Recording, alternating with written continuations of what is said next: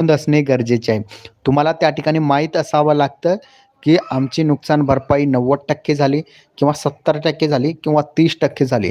तर अशा प्रकारे जर तुमची नुकसान भरपाई जास्त असेल, जशी की 90% असेल, 1 हेक्टर जमिनीतून तुमचं जमीनचा क्षेत्र जो आहे 2.5 एकर आहे, त्यापैकी 2 एकरचं नुकसान झालेलं असेल, तर त्यावेळेस तुम्हाला जे आहे नुकसान भरपाई ही जास्त मिळते. हेक्टरी तुम्हाला 30,000 असेल, 40,000 असेल, याप्रमाणे तुम्हाला नुकसान भरपाई राज्य सरकारमार्फत जे पीक विमा कंपनी आहेत, त्यामार्फत तुम्हाला मिळू शकणार आहे. आता पीक विम्याची रक्कम लाखो शेतकऱ्यांच्या बँक खात्यामध्ये जमा झालेली नाही. ती आता कधीपर्यंत जमा होणार? लक्षात ठेवायचं आहे, राज्य सरकारमार्फत जे पीक विम्याची रक्कम मिळायला पाहिजे होती, ती डिसेंबरच्या अगोदर शेतकऱ्यांच्या बँक खात्यामध्ये जमा होणे गरजेचे होते. पण राज्यातील जे पीक विमांचा कारभार चाललो आहे, तो गैरवर्तणुकीचा कारभार सध्या महाराष्ट्रामध्ये चालू आहे. कारण की शेतकऱ्याकडे पीक विमा कंपनी दुर्लक्ष करत आहे. अशा वेळेस राज्यातील शेतकऱ्यांचा होणार काय? हे एक महत्त्वपूर्ण पॉइंट आहे. राज्यातील शेतकऱ्यांचं नुकसान भरपाई त्यांना वेळेवर मिळणे गरजेचे असते. राज्याचे कृषी मंत्री असतील, यांनी याकडे लक्ष दिलं पाहिजे आणि शेतकऱ्यांना तातडीने नुकसान भरपाई मिळणे गरजेचे असते. मग अशा वेळेस राज्यातील कृषी मंत्री काय करतात? मग त्यांनी या ठिकाणी कंपन्यांच्या बैठकी घेणं गरजेचे आहे. बैठका घेतल्यानंतर शेतकऱ्यांना पीक विमा कोणत्या तारखेपर्यंत त्यांच्या बँक खात्यामध्ये जमा होणार, याची माहिती राज्याचे कृषी मंत्री देणे गरजेचे असणार आहे. कारण की लाखो करोडो शेतकऱ्यांनी पीक विमा काढलेला आहे.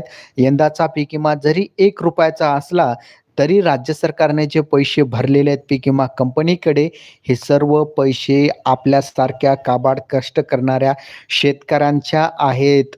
शेतकऱ्यांच्या मालावर लागणारा जी-एस-टी असेल, शेतकऱ्यांनी बियाणे खरेदी केल्यानंतर त्यावरची जी-एस-टी असेल, हे सर्व पैसा आपला आहे आणि तो आपलाच पैसा पीक विमा कंपनीकडे राज्य सरकारने भरलेला आहे. मग आपला अधिकार आहे, त्याच्यावर हक्क आहे. मग राज्यातील शेतकऱ्यांचा जो हक्क आहे, तो शेतकऱ्यांना दिला पाहिजे. त्यासाठी राज्य सरकारने त्यासाठी लवकरात लवकर यावर निर्णय घेणे गरजेचे आहे. निर्णय घेऊन राज्यातील शेतकऱ्यांना यावर न्याय देणे गरजेचे आहे आणि राज्यातील जे शेतकऱ्यांचं नुकसान झालेलं आहे, त्या नुकसान भरपाई म्हणून त्यांना पीक विम्याची रक्कम हेक्टरी ₹40,000 पर्यंत मिळणे गरजेचे आहे. अनेक जे त्यांचे एजंट आहेत, पीक विमा कंपनीचे एजंट आहेत, यांनी पैसे घेऊन काही शेतकऱ्यांचे जे आहेत नोंदी जास्त टाकल्या, ज्या शेतकऱ्यांनी पैसे दिले नाही, त्यामुळे त्या शेतकऱ्यांची नुकसान भरपाई कमी टाकली. असा गैरप्रकारसुद्धा महाराष्ट्रामध्ये झालेला आहे.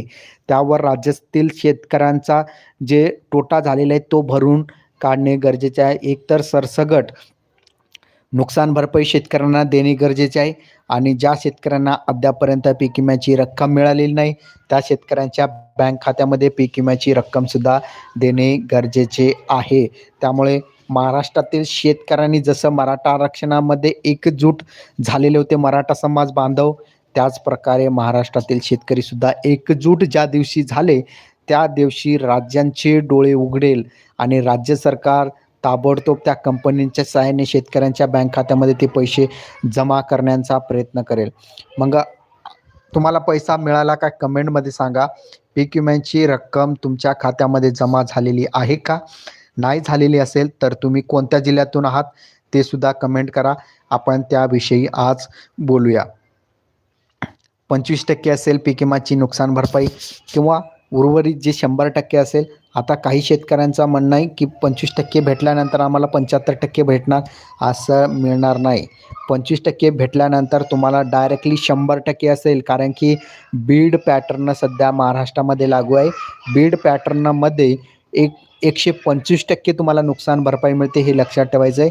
मिड सीझन ज्यामध्ये पावसाचा प्रमाण कमी होता, त्यामुळे शेतकऱ्यांचं नुकसान झाला. 25% सरसकट नुकसान भरपाई राज्य सरकार देते.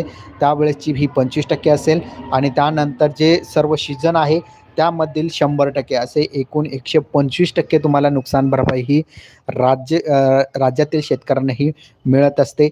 या बाबी तुम्ही लक्ष द्यायचं आहे. तर तुमचे जे कमेंटमध्ये प्रश्न टाका, त्यावर आपण बोलूया. कोणत्या शेतकऱ्यांचा काय प्रॉब्लेम आहे तो तुम्ही बोला, त्यावर आपण आजच्या व्हिडिओमध्ये डिस्कस करूया. तर सुरुवात करा फास्टमध्ये. तुमचे जे कमेंट असतील ते कमेंट तुम्ही सांगा. कमेंटचा आपण उत्तर देण्याचा प्रयत्न करू. कोणतेही प्रश्न असू